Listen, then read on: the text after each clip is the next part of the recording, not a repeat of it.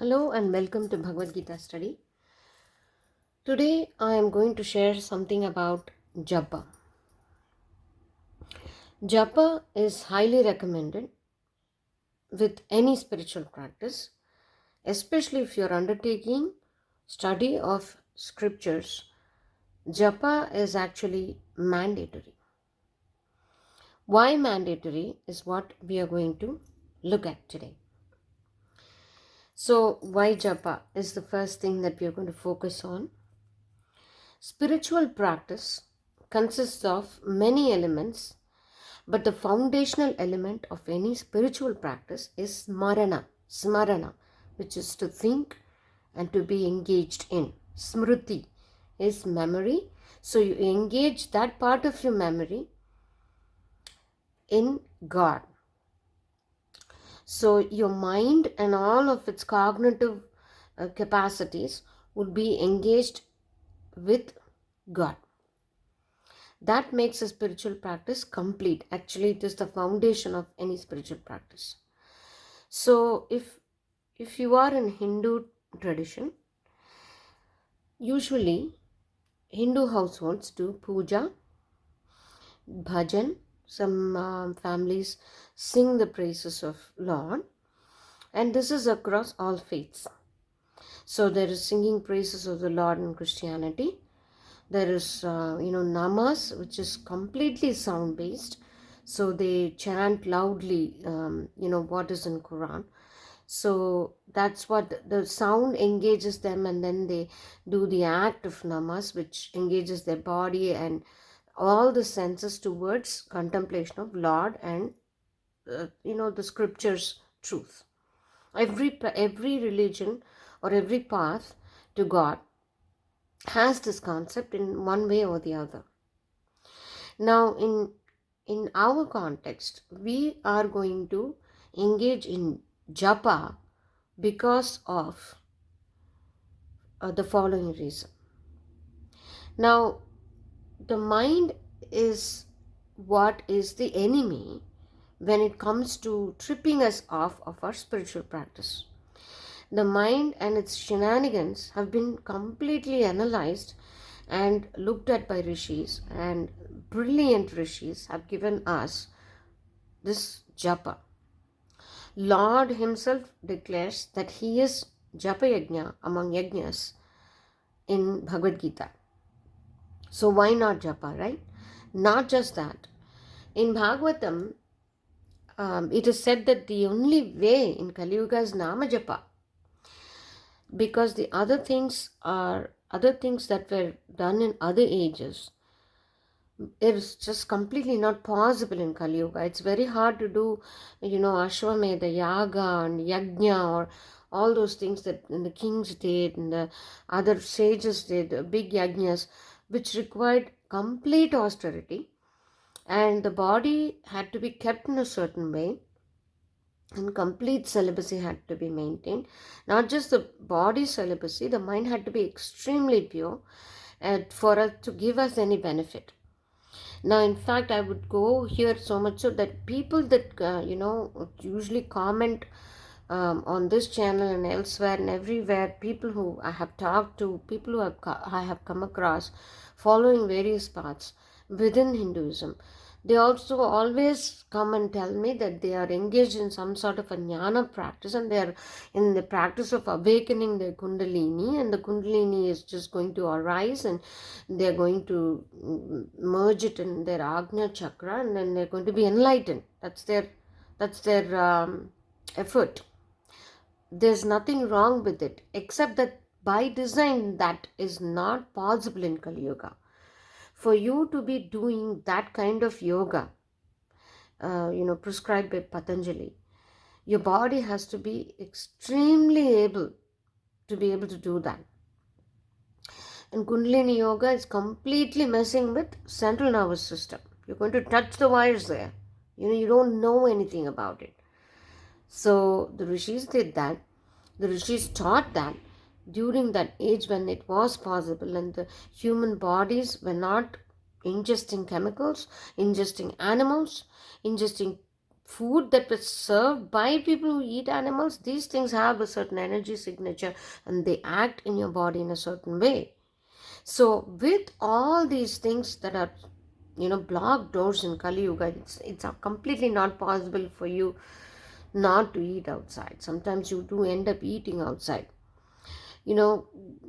Completely not possible to be free from all sorts of impurities when it comes to food, because food makes your body, and the body is the conducive environment where you are going to raise the kundalini or whatever jnana practice that you're going to do, the yoga practice.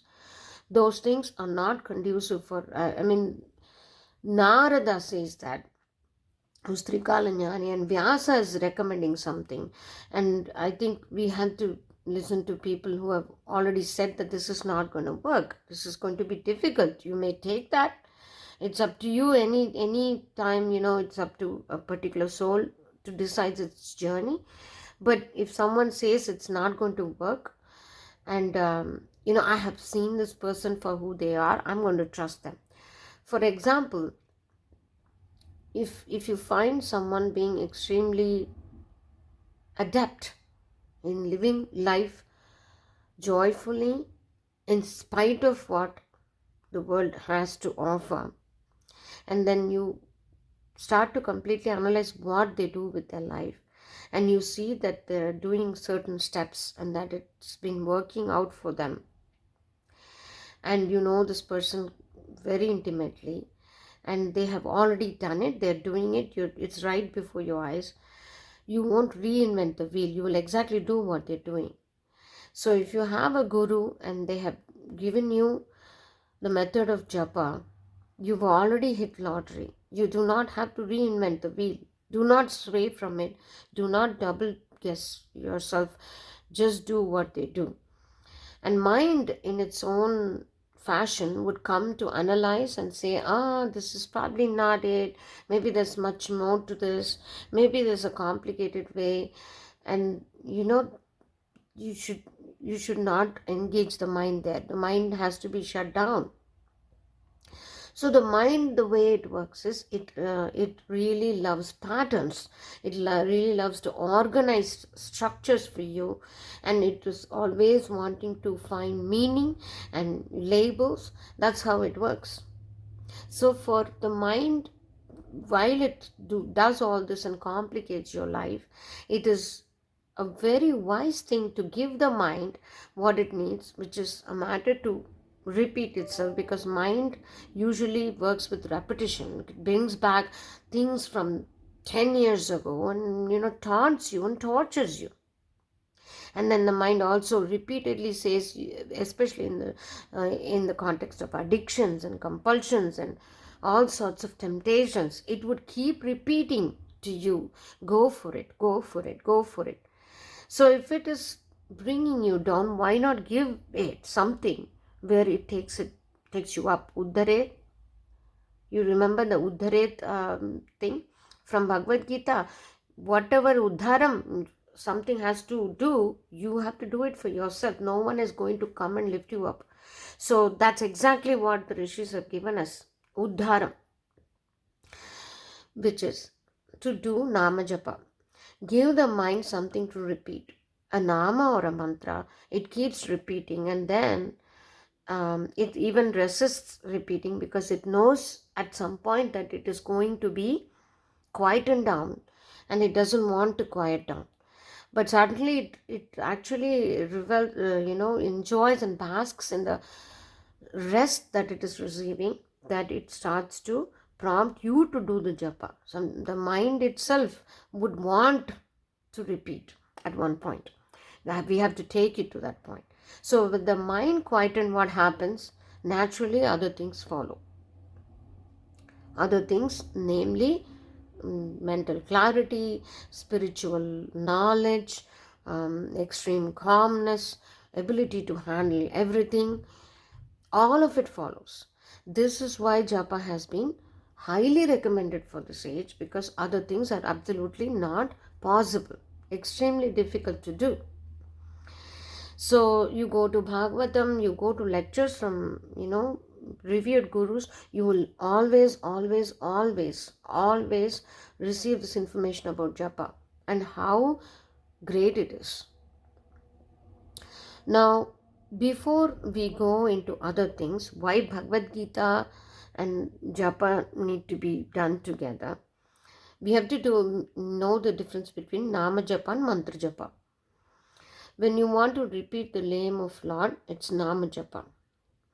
And if it has some bijakshara or the seed sounds of the devatas that you are invoking, it's mantra japa. Always, if you do not have a guru that has given you a mantra, it's always good to do nama japa. Is nama japa lesser than mantra japa in terms of potency? Absolutely not. Absolutely not. Nama is equally, in fact, much more potent than mantra. Mantras again have prerequisites where you have to do them in a certain environment and conducive internal climate. You cannot be impure while doing mantra sadhana in your mind, in your words, or your deeds. Now here you are stuck in traffic wanting to swear at the car in front of you, right? This has already come into your mind. What are you going to do, right? In that case, you shouldn't be doing mantra japa at that time. So nama is highly recommended with the current stresses and everything that is. Mantra is done when you are completely wound down. You have some private prayer time.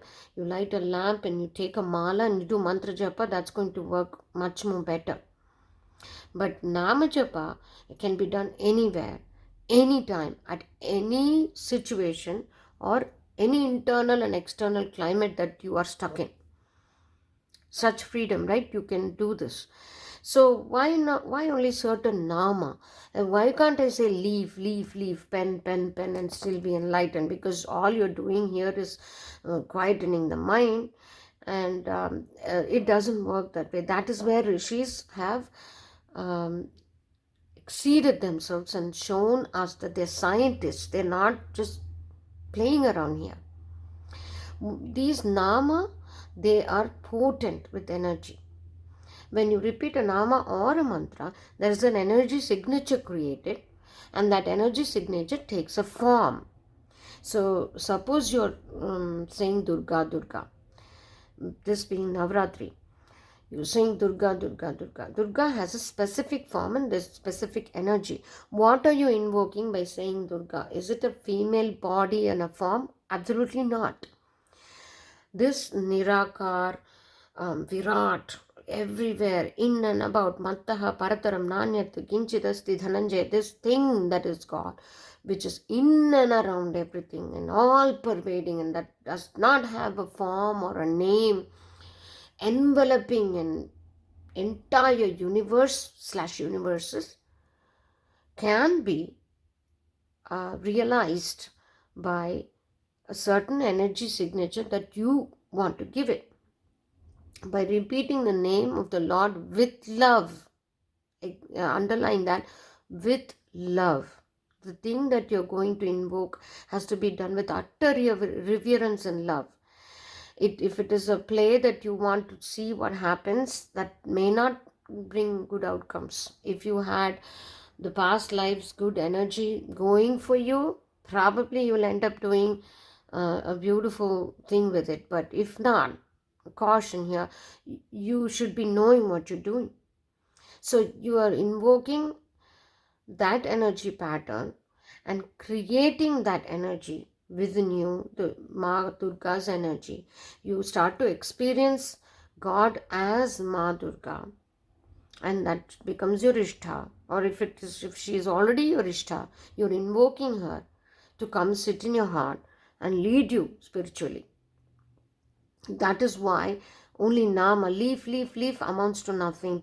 Pen amounts to nothing.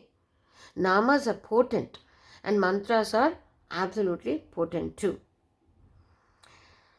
Now, namas are so potent that the moment I realized, of course, we do nama japa, I've been doing nama japa and all that.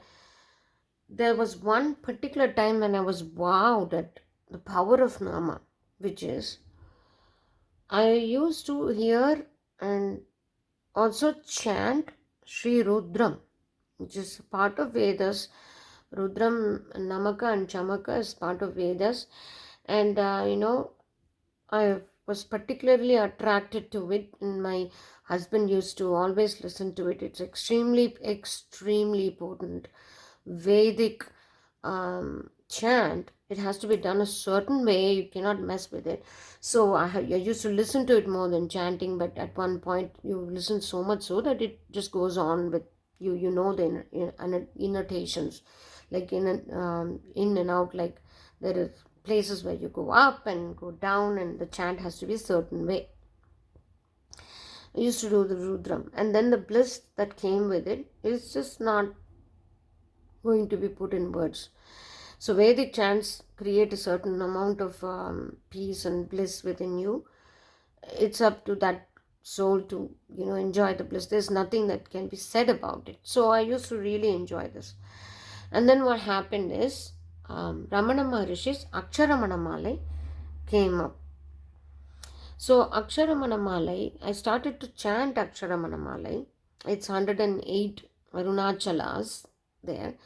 And it's a completely sweet nectar of devotion. Aksharamana is probably all Ramana Maharishi's works are absolute nectar, but this one was so easy and manageable to chant. I do not have to do inundations. This is in Tamil, which is the language that I know, and I can completely engage myself in chanting. So I started chanting Aksharamana Malai.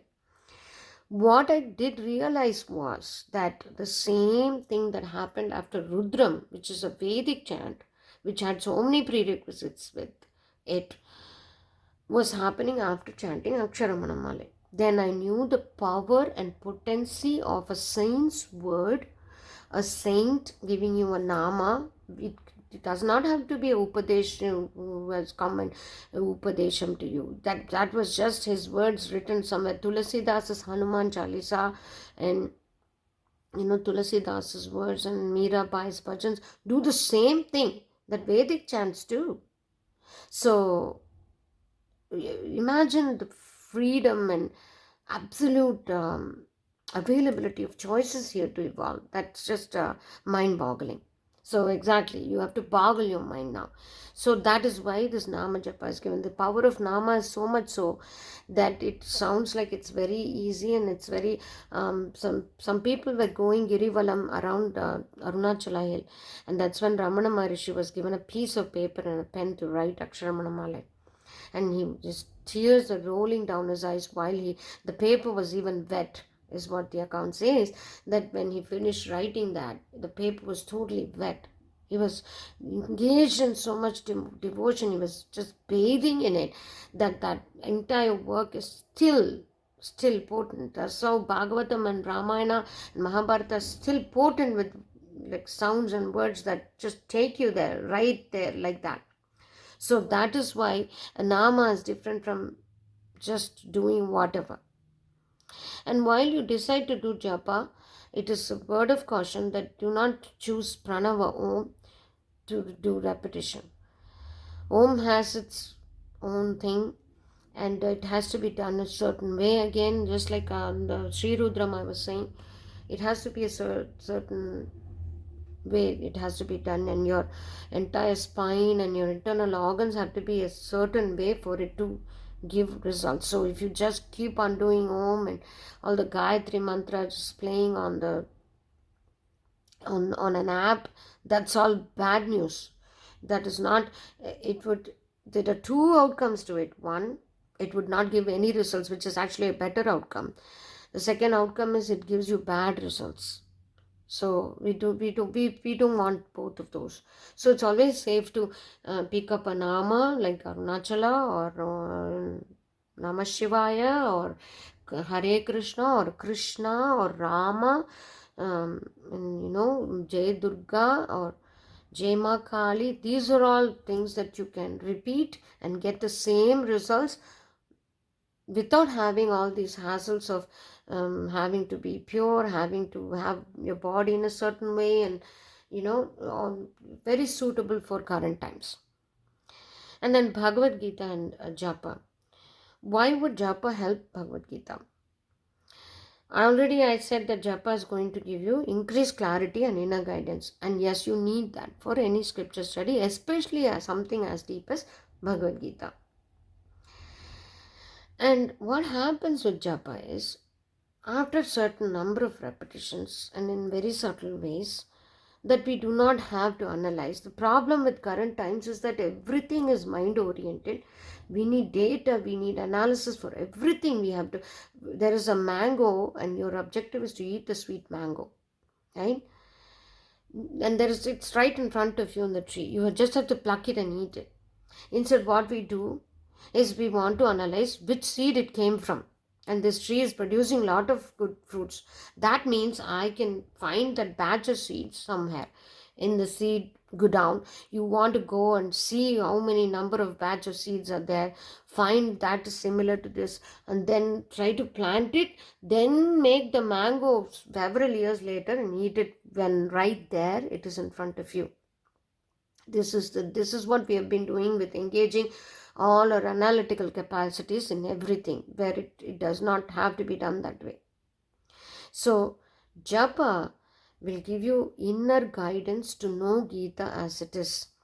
With all this mind obsession we have, what is happening is, instead of taking its message, our focus gets scattered on all the philosophies, all the other traditions that have spoken about Gita. We strongly dislike some and we strongly like some, which is completely against the message of Gita.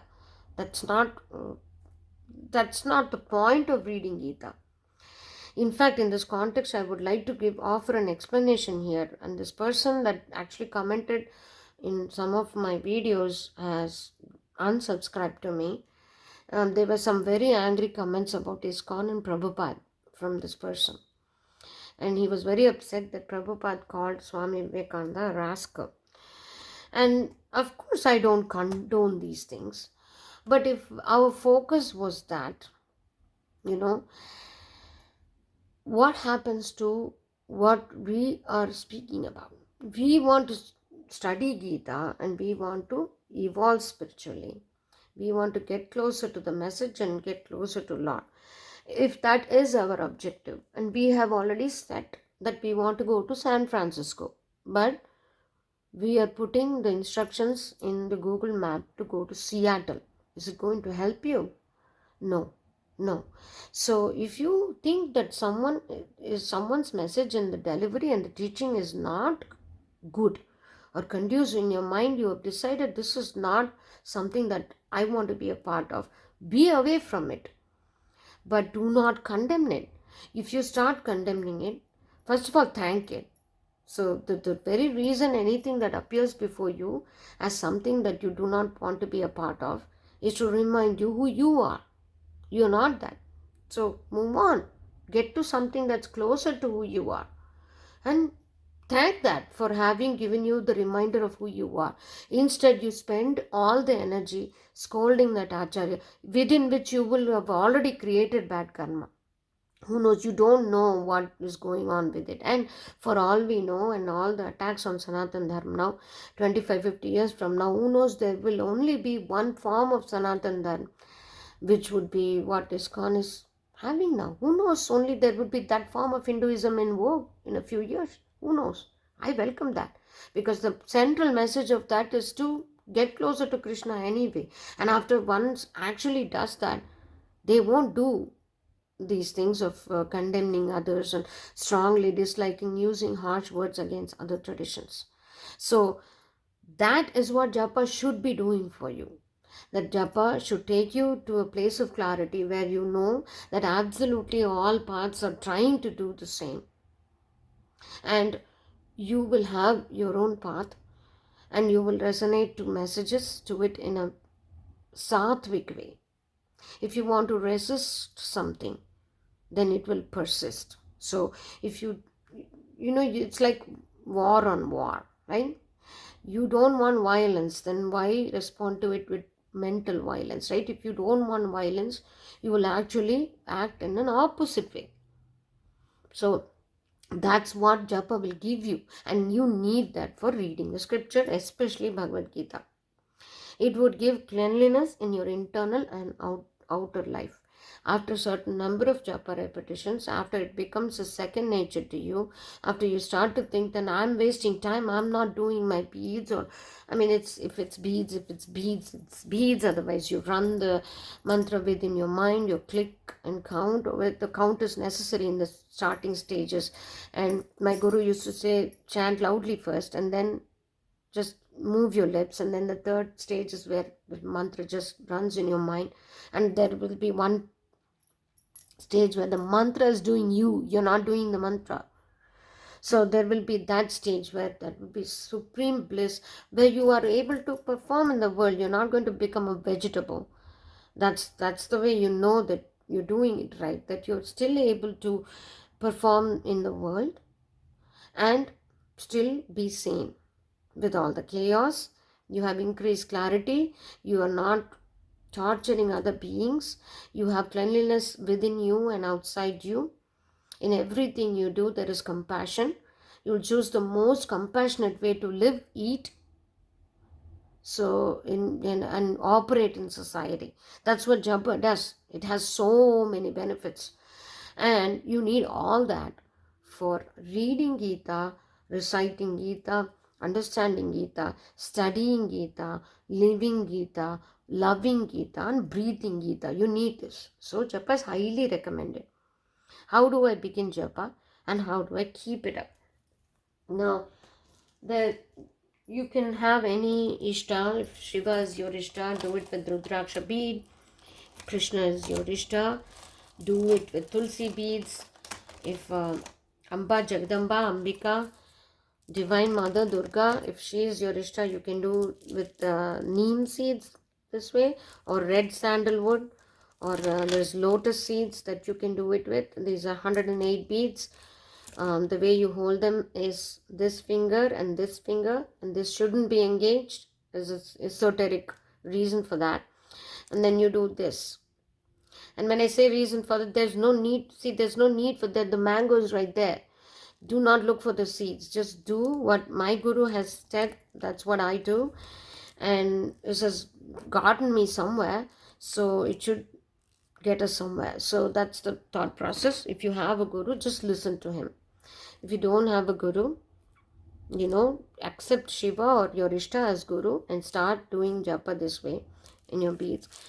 Initially 108, any nama you choose. If you don't have a guru, just stay put with that nama.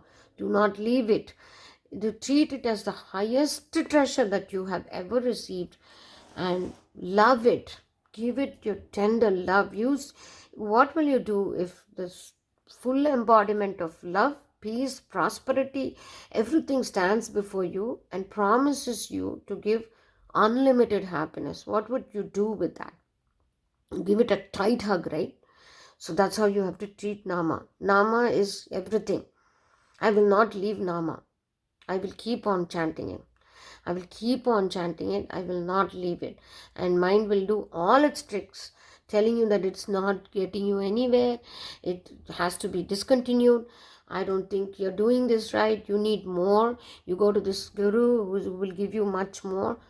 Take God as guru and start it, and things will just flow. If you are you are meant to have a guru who is going to give you a mantra, he will, or the nama itself will take you to the other side of the ocean, which is the samsara and the chaos of Maya. So trust the nama, repeat it, and study Gita, and the transformation will be spectacular. And the point here is to trust the process, and the point here is to never give up japa for anything, because puja and the complicated process of offerings and those things are extremely tough with the kind of time and even the short lifespan we have here. So this is the best recommended by all scriptures. No need to reinvent the wheel, no need to analyze any further.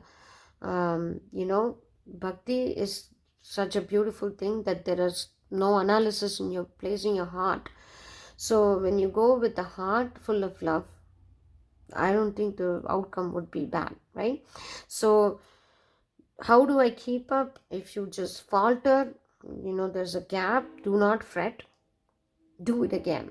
Just like you will bring your mind back to meditation while you meditate, japa has to be done that way. Also, I completely would recommend, it's up to you. I'm not a teacher, so I'm just sharing information, that you stay away from meditation to begin with. Meditation is predominantly a jnana practice, and that's not to be done at the beginning of a spiritual practice. Japa turns into meditation. It takes you there, it takes you everywhere jnana takes. And the japa fruits into jnana at one point, and then you start seeing God everywhere. So that's the point. You start seeing God in good, start seeing God in evil too. Start seeing God everywhere in His ways. It doesn't mean you have to be engaged with evil. You see evil for what it is, give it a full namaskaram and move on with your path, because it's ultimately a spiritual journey where the spirit takes a body alone and goes back alone. There is all these connections we make here. These are all part of Maya. And then we all do this with complete obedience that Maya also is God. We have to serve Maya. We have to serve everything that is around us. The duties cannot be let go. But at the same time, our objective is intact. And Gita study and Japa will just do that. I have a train going here. It's noisy. So I will complete this video here. I'll meet you with much more.